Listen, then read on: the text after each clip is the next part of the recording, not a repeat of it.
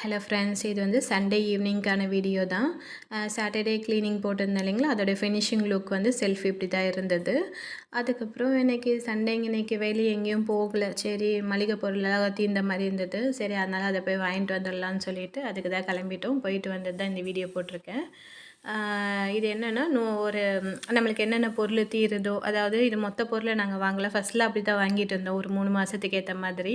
அதுக்கப்புறம் கொஞ்சம் பொருளெல்லாம் வீணாக போகிற மாதிரி இருந்தது. அதனால் சரி வேண்டாம், மாதம் மாதமே வாங்கிக்கலாம் தீர்ற பொருள் அப்படின்னு சொல்லிட்டு இப்போ தான் கொஞ்சம் கம்மி பண்ணிக்கிட்டோம்.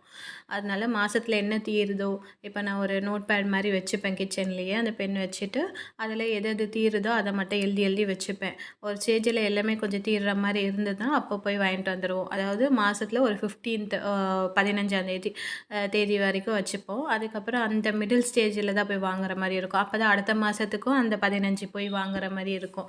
அந்த மாதிரி தேதி வச்சுக்கிட்டோம்னாக்கா, ஏன்னா மாதம் முதல்லே போய் வாங்க முடியாது. அதனால் மாத கடைசிக்கும் இல்லாமல் ஒரு 15 தேதி ஒதுக்கிடுவோம்.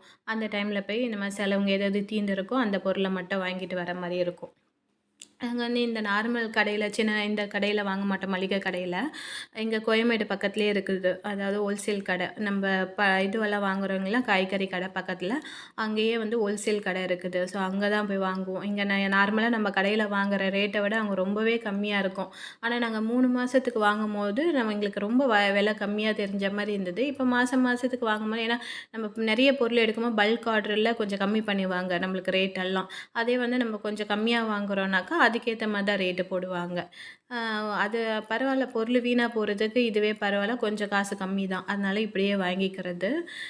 ஏதாச்சும் 1, 2 பொருள் ஒரு அந்த ரூ. 10 ரூ. 20 பொருள் தீருதுன்னா அப்போ போய் இந்த கடைகளில் வாங்கிப்போம், அவ்வளோதான்.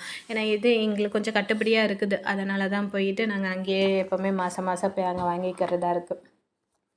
பொருளும் நல்லாயிருக்கும், நல்லா குவாலிட்டியாக இருக்கும்.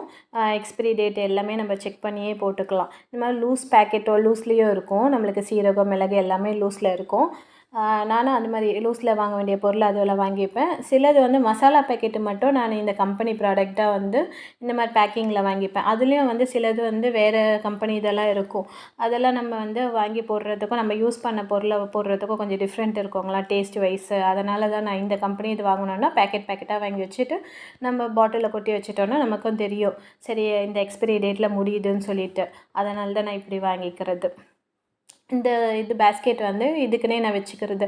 நம்ம பேக்கிங் ஐட்டம்லாம் போட்டு வச்சுக்கிட்டோன்னா நமக்கு கொஞ்சம் டிரான்ஸ்பரண்ட்டாக இருக்கும். எப்படி எங்கே இருக்குதுன்னு சொல்லிட்டு எடுக்கிறதுக்கு ஈஸியாக இருக்கும்.